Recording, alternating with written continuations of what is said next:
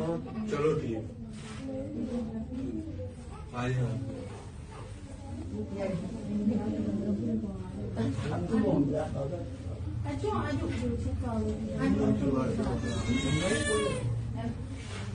मैं कुरान पाक से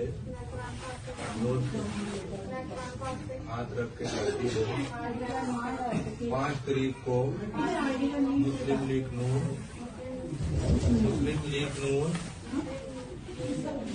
शेर को वोट दूंगी।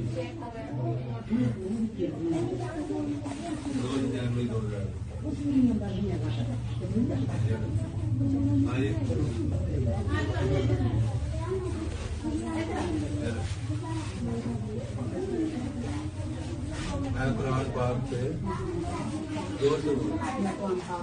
हाथ रख के कहती हूँ 5 तारीख को मुस्लिम लीग नून को वोट दूंगी।